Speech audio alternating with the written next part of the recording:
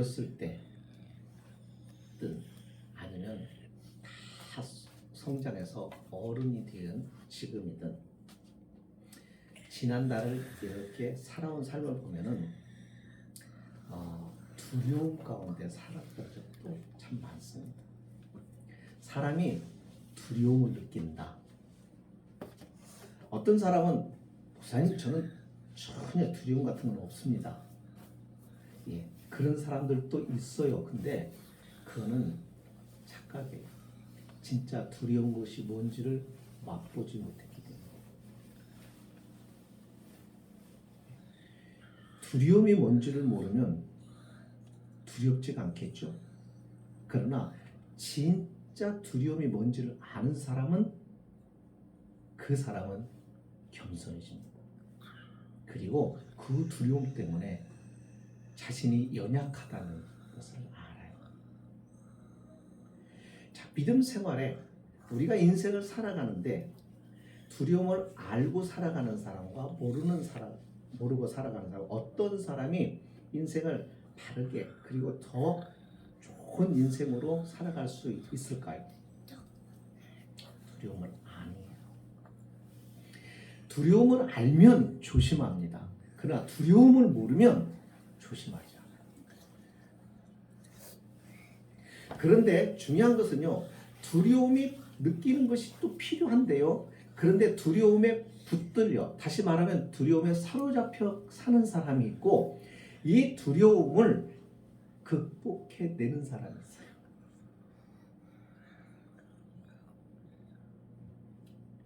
아이 때는 두려운 것들이 별거 아니에요. 어른들의 입장에서 볼 때. 그냥 아이 때는요, 우리 하랑이나 또 우리 준호나 윤호 같은 때는 아무리 어렵고 무서운 일이 있어도 엄마 아빠만 옆에 딱 있으면 하나도 안 무서워. 어떤 깜깜한 길을 가든 아무리 무서운 산길에 가든 엄마 아빠가 있으면 하나도 안 무서워. 그치? 근데 점점 커가면서는 이런 엄마 아빠가 자신의 절대적인 힘이나 보호자가 된다는 것을 될 수 없다는 것을 알기 시작할 때부터는 그렇게 엄마 아빠가 큰 도움이 안 돼요. 네. 그 다음에 자신의 두려움이 새로운 두려움들이 생겨요. 그래서 인생을 살아가면서 많은 어려움들, 두려운 일을 만날 때 사람들이 여러 가지 반응이 나오는데요. 왜 사람들이 자신의 생명을 끊느냐면 무서워. 내가 감당을 못할 만큼 무서워. 그래서 도피하고 싶은 거야. 그 두려움을 내가 이겨내고 극복해낼 수 없으니까 그 상황을, 그 두려움을 피하고 싶은 선택으로 자신의 생명을 끊는다.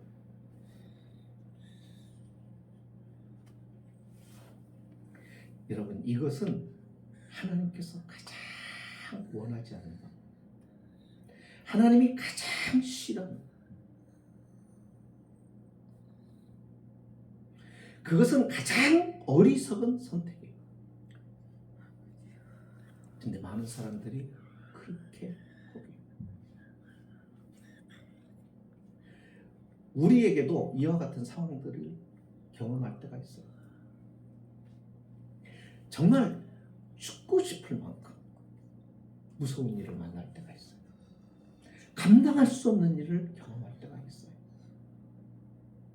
예, 사람이 살다 보면 그런 일들이 생겨요. 우리 아이들도 마찬가지입니다. 지금은 잘 모르지만 엄마 아빠가 먼저 세상을 떠나거나 그러면은 언젠가는 자기 손자 스스로 인생을 살아가야 되는데 누가 옆에서 도와줄 수 있을까요? 여러분, 정말 힘들고 어려울 때 누가 여러분들을 도와준 적이 있어요? 많이 도와줄 것 같아도 안 그래요. 네. 저도 이렇게 지나면서 보면은 혼자라는 생각을 참 많이 해요. 인생은 다 혼자. 가장 힘들 때, 가장 외로울 때, 가장 두려울 때, 가장 근심과 걱정이 많을 때 감당할 수 없는 혼자만 느껴지는 외로움 속에서 그것을 극복해야 되는 그런 두려움 상황에 놓일 때가 있더라.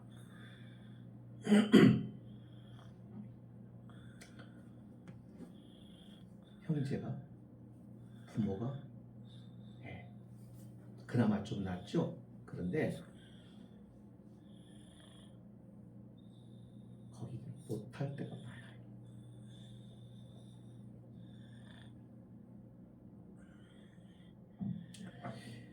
오늘 말씀은 이거예요. 두려움을 이기는 평안이에요. 제목에 목사님, 두려움이 없으면 평안이 오지요.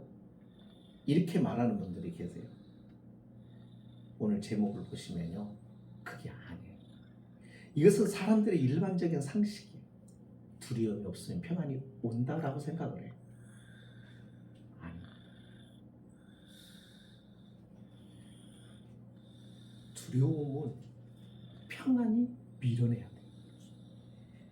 이게 신앙, 이게 하나님을 믿는 사람의 삶이에요. 세상 사람들은 왜 자꾸 두려움이 오면 그 두려움에 사로잡히고 그 두려움을 이겨내지를 못하는 거예요. 자기 힘으로 싸워서 이 두려움을 감당해내려고 하기 때문에 우리는 반대예요. 적극적인 삶이에요. 우리가 달력을 보면은 주일날이 어디 와 있어요? 일주일에 맨 첫 번째 와 있죠. 그죠? 이게 언제부터 첫 번째 왔어요? 원래 성경에 이렇게 보면은 하나님이 창조하실 때 언제 안식일이었어요? 첫째 날, 둘째 날, 셋째, 맨 마지막 날이 안식일이었어요. 그러니까 지금의 현재 우리가 달력을 가지고 보면 언제가 안식일이에요? 토요일이 안식일이에요. 그래서 안식을 주장하는 그 안식교들은 언제 예배를 드려요? 토요일 날이에요. 이스라엘 사람들은 언제 안식일을 지켜요? 토요일이에요. 그런데 우리는 왜 주일날이에요? 주님이 그날 부활하신. 그게 뭘 의미하냐면 이거예요.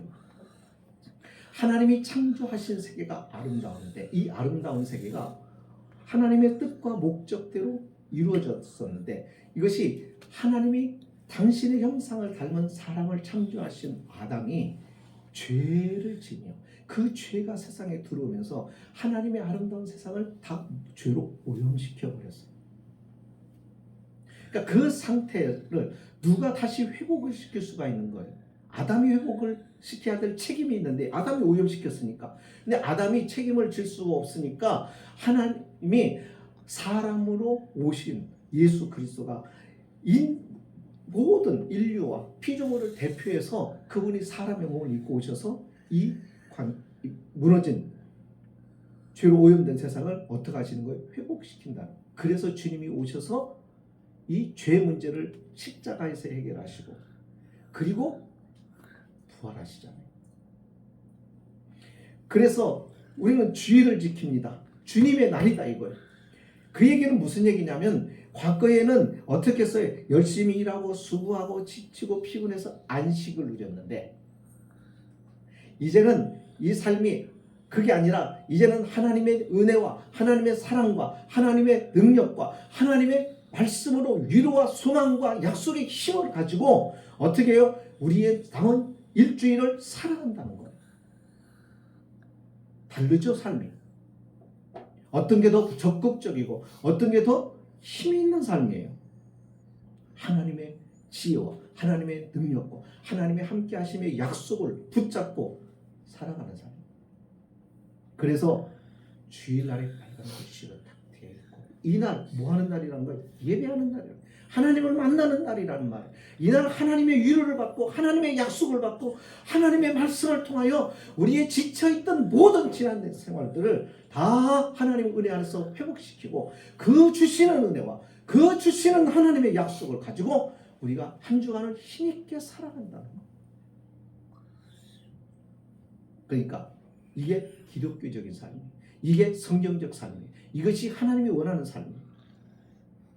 다시 말하면 하나님의 위로와 하나님의 평안으로 어떻게 하라는 거예요? 너를 피곤하게 하고 너를 힘들게 하고 너를 가둬두려고 하고 너를 붙잡으려고 하는 것들을 어떻게 하라는 거예요? 이겨버리라 이거예요. 그러니까 두려움은 항상 우리 안에 있습니다. 이것이 언제 온 거예요? 죄로 인해서 온 거예요. 죄가 세상에 들어오면서 우리에게는 두려움이라는 것이 온 거예요. 죄를 짓고 나니까 아담과 하와가 제일 먼저 한 일이 뭐냐면 두려워서 하나님을 피했어요.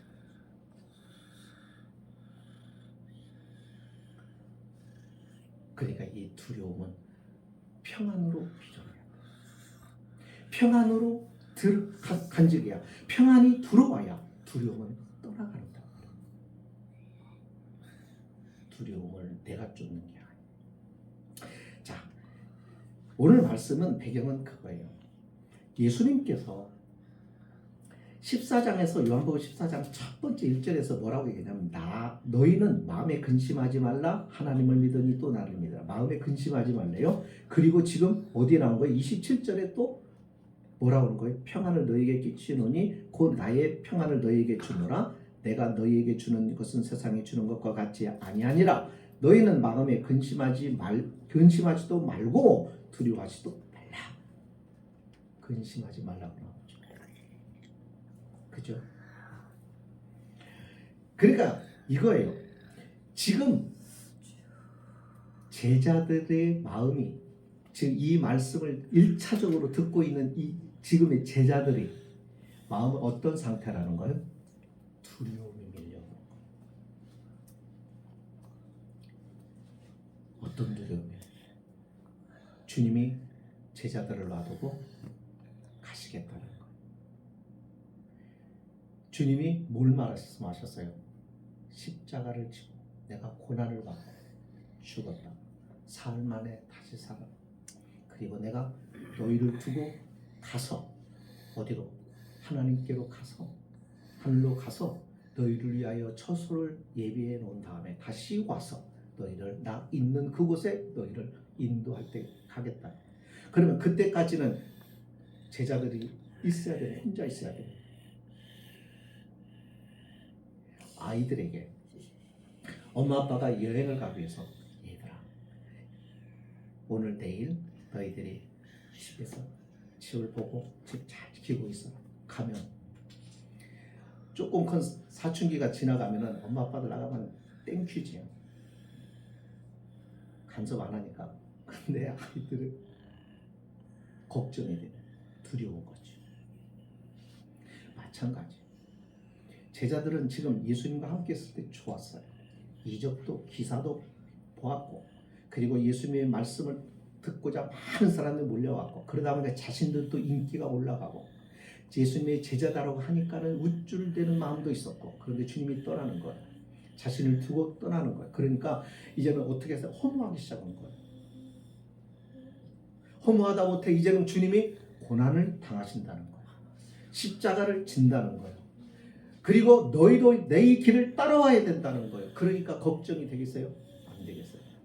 되죠? 근심이 생긴 거예요. 그러니까 그 근심을 하지 말라고.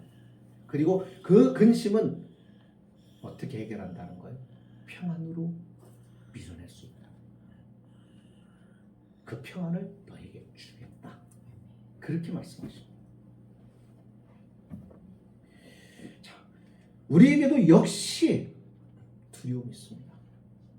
어떤 우리가 새로운 사업을 시작하려고 할 때 두려움이 생겨요. 잘 될까? 망하지 않을까? 어떤 때는 모든 것이 편안하고 조용하고 잘 되면요, 언제 이 평안이 끝나지? 이 평화가 언제 가면 끝나지 않을까? 요즘에 제가 죽음에 대한 두려움이 생겼어요. 근데 저만 그런 줄 알았더니 제 친구들 얘기를 들어보니까 다 죽음에 대한 생각들을 참 많이 하더라고요. 언젠가는 원로 목사님도 그 얘기를 하시더라고요. 나이가 돼 간다는 거예요. 죽음이 이제는 실감나기 시작한다는 거예요. 내 인생이 이제는 끝자락으로 가고 있다고 하는 것을 본능적으로 느끼기 시작하는 거예요. 그런데 두려움이 뭐냐면 죽는 것에 대한 두려움이 아니라 그 다음에 주님을 만나는데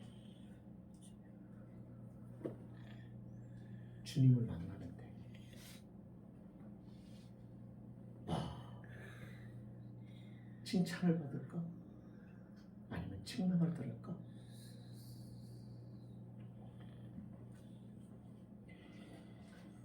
이제 그것이 두려움이에요.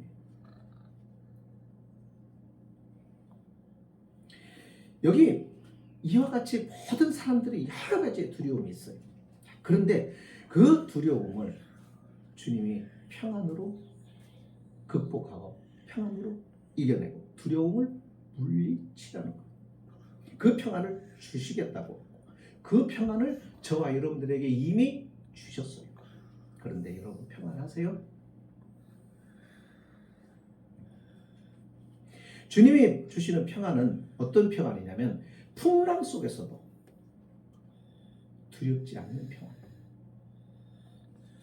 지금 주님이 이 평안을 주겠다고 하는 순간 주님의 형편은 어떤 형편이에요? 이제 내일이면 모레면 이제 십자가의 고난을 당하셔야 되는 거예요. 지금 그 상황을 다 앞에다 두고 그리고 바라보고 그리고 제자들을 보시면서 제자들에게 내가 가지고 있는 평안을 너에게 주겠다라는 거예요. 그러니까 예수님도 제자도 다 죽음과 고난이라고 하는 두려움 앞에 서 있는 상태입니다. 그리고 주님은 이것을 어떻게 넘어가시는지, 이 두려움을 당신의 평안으로 어떻게 이겨나가시는지를 이제 조금 있으면 십자가와 부활을 통해서 확실하게 보여줄 거예요. 나는 고난이 없으면 좋겠다. 나는 인생에 두려움이 없으면 좋겠다. 예, 그건 하나의 희망상이에요. 모든 인생에는 두려움이 찾아와요. 삶 자체가 두려워. 여러분, 비행기를 타는 순간 이 비행기가 고장나거나 추락하지 않으라는 법이 없습니다. 케이블카를 타든 길을 걸어가든 여러분 누가 내가 사고 날 줄을 알고 살아가요? 모르죠. 그러니까 사는 거예요. 진짜 언제 내가 사고를 간다, 언제 내가 어떻게 죽는다 이걸 다 안다고 한다면 여러분 사람 못 삽니다. 두려워서, 무서워서. 잊었으니까 사는 거죠. 그런데 이 두려움을, 그 두려움을 우리는 모두 가지고 살아야죠. 근데 주님이 주시는 것은 세상이 주는 것과 다르대요. 세상도 우리에게 평안을 줄 때가 있어요. 세상도 잠시 우리에게 편안함을 누리게 해줄 때가 있어요. 그런데 그것을 아셔야 돼요. 그것은 어떤 것이냐면 세상이 주는 것들은 잘 보면은 뭐냐면 내가 기대하는 만큼의 평안이 아니에요. 늘 부족해요. 늘 모자라요. 충분하지가 않아요. 그래서 만족이 없어요. 세상이 주는 것은 그 일시적인 평안이라도 그 평안이 또 어떤 때는요 필요 없는 사람에게까지 줘요. 필요한 자에게 돌아오지 않을 때도 있어요. 원하지 않는데도 주는 경우가 있어요. 그러나 주님은 그렇게 허비되지 않아요. 주님의 평안은 언제나 진실로 사랑해서 주시는 평안이에요. 예수님이 주시는 평안은 언제나 효과적이에요. 꼭 필요할 때, 있어야 할 때 그것을 가지게 만들고 소유하게 만들고 그것을 통하여 두려움을 이기게 만들어요. 그리고 그 평안은 부족하지 않아요. 언제나 넉넉하고 넘쳐요.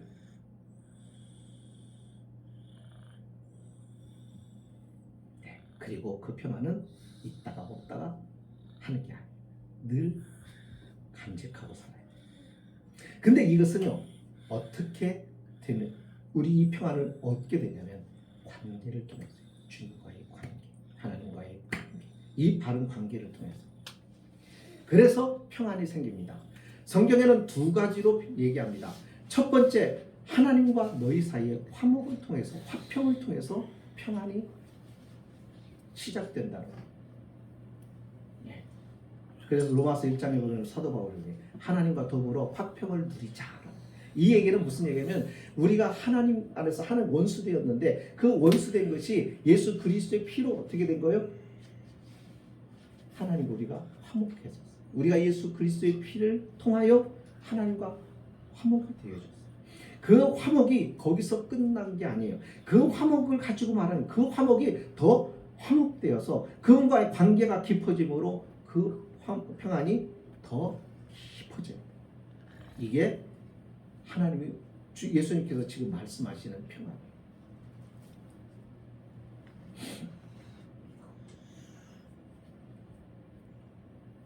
그리고 이 평안은요. 그러니까 하나님과의 관계 속에서 온다고 그랬죠. 그러니까 하나님과 바른 관계에 있으려면 하나님을 알아야죠. 하나님과 바른 관계에 있으면 하나님을 더 깊이 알아가요. 하나님과의 바른 관계를 갖지 못하면 하나님에 대해서 잘 몰라요.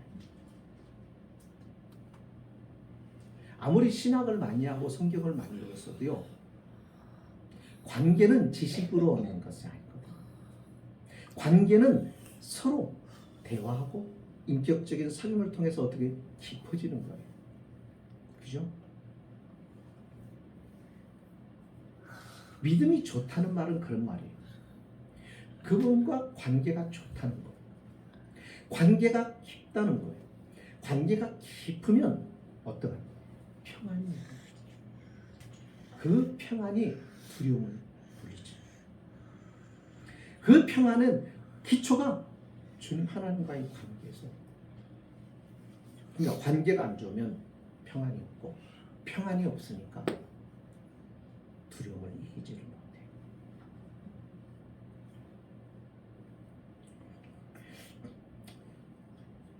그 욥기에 보면 그 욥이 고난을 받잖아요. 그죠?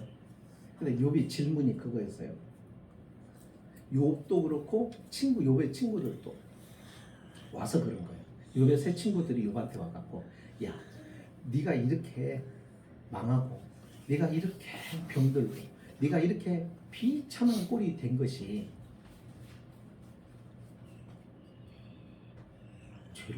죄가 있기 때문에 그런 거 아니겠다. 하나님이 절대적인 주권자예요. 통치자인데 모든 것이 하나님의 통치 속에서 일어나는 일이라고 한다면 네가 분명히 까닭 없이 이와 같은 고난을 받는 것이 아니겠습니까? 분명한 이유가 있지 않겠냐. 그 이유가 뭐냐면 네가 죄 때문이다. 네가 몰라서 그렇지, 네가 못 찾아서 그렇지, 죄 때문이다라고 말해요. 우리 그렇게 말해요. 우리는 언제나 그런 식으로 얘기해요. 우리가 가지고 있는 경험의 세계이기 때문입니다. 까닭 없이 원인 없이 결과가 있겠냐? 원인이 있으니까 결과가 있는 거지, 그죠? 그래서 그 결과를 가지고 왜 그런지를 찾잖아요. 그게 우리가 가지고 있는 일반적인 지식의 범위예요. 그래서 욥의 친구들도 그렇게 말하는 거예요. 네가 이렇게 힘들게 사는 것은, 네가 이렇게 처참하게 된 것은 분명한 이유가 있다. 하나님은 선하시잖아. 하나님은 복을 주신다고 했잖아. 하나님의 말씀에 순종하는 자에게 하나님께서는 은혜를 베푸시잖아. 그런데 네가 그렇게 안 했으니까 이렇게 된 거지. 그렇게 말해요. 언뜻 보면은 맞아요. 근데요, 하나님은 말해요. 하나님께서요, 욥의 친구들과 욥에게 뭐라고 얘기하는지 아세요? 마지막에 친구들하고 욥하고 얘기하는 소리를 가만히 듣고 있다가 하나님께서 38장과 39장에 쭉 가서 그런 얘기를 했어요. 우주에 대한 얘기를 해요. 천체에 대한 얘기를 해요. 하늘에 비를 내리는 것, 우박이 내리고 눈이 내리는 것을 얘기해요. 기후에 대한 이야기를 했다가 동물들에 대한 이야기를 해요. 들소를 얘기했다가 사냥들을 얘기했다가 타조를 얘기했다가 막 이런 것들을 얘기해 하나님. 그러면서 이게 뭐냐면 네가 아냐? 네가 아냐? 이렇게 물어봐요.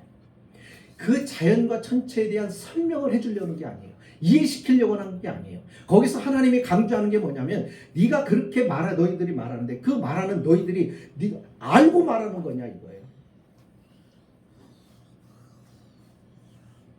하나님이 하시는 일을 어떻게 알아요? 하나님은 인과 율의 법칙으로 일하지 않아요. 이것은 하나님이 모든 원리와 법칙과 우리의 이해와 지식의 경험을 하나님은 밖에 계시는 분이에요. 그러니까 하나님께서 그 밖에 계시기 때문에 그분이 제정해 놓으시고 그분이 만들어주신 인과 율의 법칙은 당신에게는 하나도 적용이 안 되고 오직 그 공간에 하나님의 피조 세계에 사는 사람들, 하나님이 그렇게 만든 법칙의 아래에 있는 존재들만이 거기에서 살아가는 거예요. 그러니까 우리가 기억해야 될 게 뭐냐면은 하나님은 우리의 생각대로, 하나님은 우리가 말하는 대로 우리의 지식과 경험의 차원으로 일하는 분이 아니다는 거예요. 하나님 그걸 얘기하는 거예요. 그러니까 욥의 친구들 너희들 말도 틀렸고 욥아 너도 잘못 생각하고 있어. 그걸 말해요. 욥의 친구들이 갖고 있던 경직되고 인간 중심적인 세계관, 다시 말하면 혼돈이 온 것은 징벌로밖에는 생각하지 않는 사람들.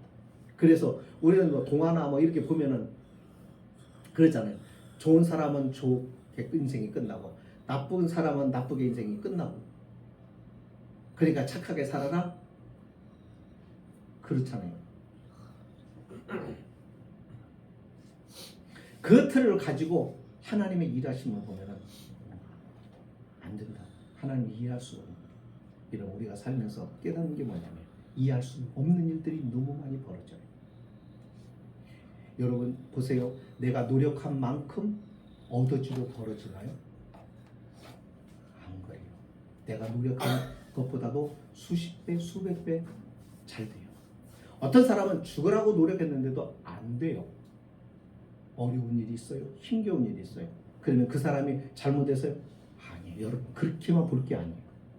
그것 말고 그 밖에 하나님의 어떠한 계획과 어떠한 섭리가 있는지를 우리는 모르는 거예요. 그래서 함부로 판단하거나 함부로 정죄하거나 함부로 생각하면 안 되는 거예요. 우리는 늘 하나님 앞에서, 창조주 앞에서 우리가 질문하며 기도하며 하나님 앞에 서야 되는 거예요. 그거밖에는 없어요. 우리는 몰라요. 나중에 천국 가봐야 알아요.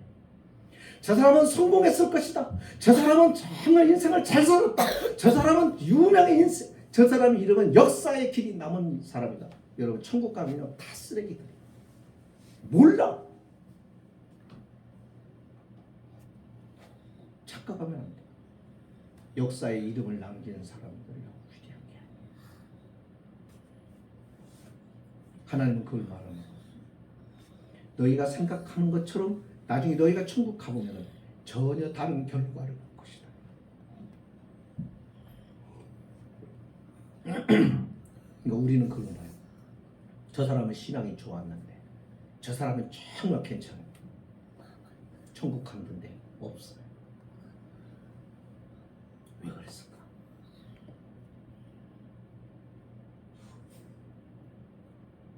지금 욥기의 내용들을 쭉 보면 욥의 세 친구들의 말은 틀린 말이 하나도 없어요. 그들이 다 신앙적으로 말하고 그들이 다 보면은 우리가 다 버릴 말씀이 없어요. 다 그들의 이야기는 오묘하고 깊고 진수들로 가득 차 있어요. 그들의 말의 표현들도 아주 기가 막혀요. 틀린 말이 하나도 없어요. 그런데 뭘 잘못했냐면 하나님이 자신들의 말과 생각과 지식의 경험과 이 모든 것들의 자기들의 세계관으로 하나님을 바라본 거예요. 하나님은 우리의 생각과 전혀 다르게 일하세요. 그래서 지식이 있든 어떤 성경을 많이 알고 있든 그렇지 않든 우리는 하나님 앞에 엎드려야 돼요. 나는 성경을 많이 하는 목사니까, 나는 많이 공부를 한 목사니까 착각하면 안 돼요. 아니, 공부를 한 거는 한 거고 하나님 앞에 엎드려야 돼요.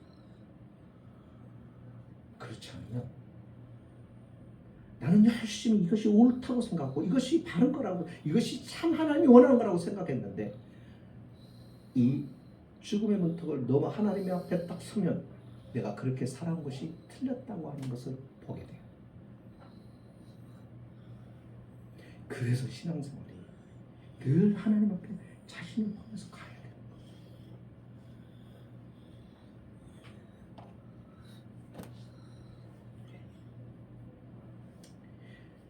주님이 주신 평안은 그래서 우리를 자유케 합니다. 누가 뭐 했다 부러워하지 않아요. 누가 뭘 업적을 이루었다 하나도 안 부러워요. 그게 부러우면 자유가 없어요. 그렇잖아요.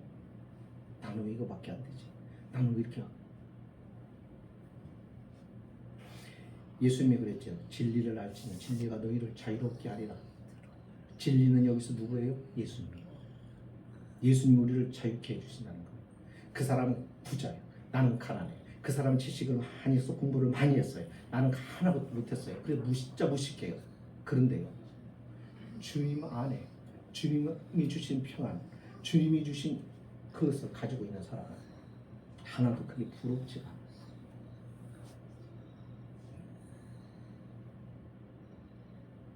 감사가 있어요. 평안해. 자, 재미있는 얘기를 하고 마칠게요. 일본에 호리코시 요시하루라고 하는 사람이 있습니다. 그 사람이 여러 가지 책을 냈는데 그 중에 김영사에서 출판사에서 번역한 책 중에 귀로 보고 손으로 읽으면이라는 책이 있어요. 거기에 그가 한 말이에요. 이 사람은 앞을 못 봐요. 앞을 못 봐요. 근데 그가 예수 믿기 전에, 이 사람이 예수 믿기 전에, 그러니까 학교 다니던 시절이에요. 그 학교 다니던 학창 시절에 주변의 친구들 가운데 예수 믿는 친구들이 있었어요. 근데 그 예수 믿는 친구들이 늘 이 요시하루한테 뭐라고 했냐면, 열심히 예수를 믿어라. 예수 믿어서 기적을 경험하라고. 예수님 기도하면 눈을 뜨게 해주신다. 막 그렇게 얘기한 거예요. 그러니까 예수님의 이름으로 어떤 사람이 기도했더니 그 사람도 갑자기 눈을 뜨게 되었고 기적을 보게 되었다. 그러면서 그런 얘기를 쭉 많이 해줬대요. 그때 그 얘기를 들으면서 이 요시하루가 그런 생각을 한 거예요. 자, 이게 중요해요. 그가 그렇게 얘기한 거예요. 속으로 이렇게 말했대요. 만약 너희들이 말하는 전능한 신이 계셔서 온 세상을 창조하셨다고 한다면 장애인도 그의 손으로 만드신 것이 아닐까? 내가 시각 장애인으로 이 세상을 살아가는 것도 하나님이 세우신 계획에 틀림이 없을 것이다. 그렇다면 장애인으로 살아가는 것이야말로 신이 내게 주신 사명이 아닐까?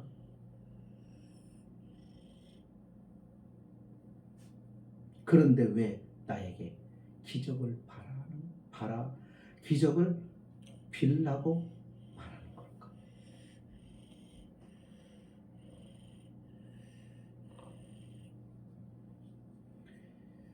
눈으로 보는 사람들의 눈으로 죄를 많이 짓습니다. 우리가 눈으로 짓는 죄가 어마어마해요. 그런데 이 소경들은 그 죄는 안 지어요. 죄성. 그러니까 이게 뭐가 좋다 우리가 쉽사리 판단하지 않아요. 보는 거 안 보는 거 그렇게 해야 100년이 안 넘어가요. 나머지 영원한 세계 속에서 누리게 되는 것을 따져본다면, 거기서 본다면 어쩌면 소경으로 살고 죄를 덜 짓고 천국 가서 영원히 살면서 뭘 누리는 게 더 나을 수 있는 거죠. 그렇죠?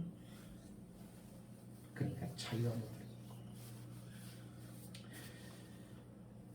문제가 해결됨으로 평안을 누리는 것도 있지만 문제를 안고서도 평안을 누리는 삶이 있다는 것. 이것을 하나님은 우리에게 가르쳐줘.